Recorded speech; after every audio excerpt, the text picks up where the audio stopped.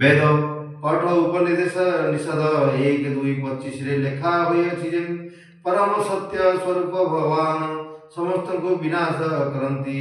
ଏପରିକି ବ୍ରାହ୍ମଣ ମାନେ ବି ସେଥିରୁ ବାଦ ପଡ଼ନ୍ତି ନାହିଁ। ଯସ୍ୟ ବ୍ରହ୍ମ ଚ କ୍ଷତ୍ରଂ ଚ କବିଭବତ ଉଦନଃ ମୃତ୍ୟୁର୍ଯଶୋପସେଚनं କ ଇତଥା ବେଦ ଯତ୍ର ସହ। ସର୍ବଶେଷରେ ସମସ୍ତ ବ୍ରାହ୍ମଣ କ୍ଷତ୍ରିୟ ଏବଂ ଅନ୍ୟ ସମସ୍ତ ଭଗବାନଙ୍କ ଦ୍ୱାରା ଗ୍ରାସିତ ହୁଅନ୍ତି।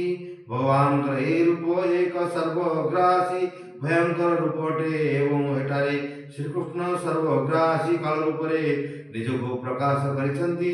କେବଳ ପାଣ୍ଡବମାନଙ୍କ ବ୍ୟତୀତ ଯୁଦ୍ଧ କ୍ଷେତ୍ରରେ ଉପସ୍ଥିତ ଥିବା ଅନ୍ୟ ସମସ୍ତେ ତାଙ୍କ ଗ୍ରାସରେ ପଡ଼ିବେ। ଅର୍ଜୁନ ଯୁଦ୍ଧ କରିବା ସପକ୍ଷରେ ନଥିଲେ ଏବଂ ସେ ଭାବୁଥିଲେ ଯେ ଯୁଦ୍ଧ ନ କରିବା ଉଚିତ, ତାହେଲେ ଆଉ ହତାଶ ହେବାକୁ ପଡ଼ିବ ନାହିଁ।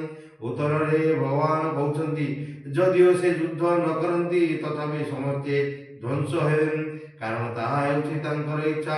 ଯଦି ସେ ଯୁଦ୍ଧ କରିବା ବନ୍ଦ କରିଦିଅନ୍ତି ତଥାପି ସେମାନେ ଅନ୍ୟ ଉପାୟରେ ବିନଷ୍ଟ ହେବେ। ସେ ଯୁଦ୍ଧ ନ କଲେ ବି ମୃତ୍ୟୁକୁ କେହି ରୋକିପାରିବେ ନାହିଁ। ବାସ୍ତବରେ ସେମାନେ ମରିସାରିଛନ୍ତି। କାଳ ହେଉଛି କ୍ଷୟକାରୀ ଏବଂ ଭଗବାନଙ୍କର ଇଚ୍ଛା ଅନୁଯାୟୀ ସମସ୍ତ ପରିଦୃଶ୍ୟମାନ ସୃଷ୍ଟି ଧ୍ୱଂସ ହେବ। ଏହା ପ୍ରକୃତିର ନିୟମ।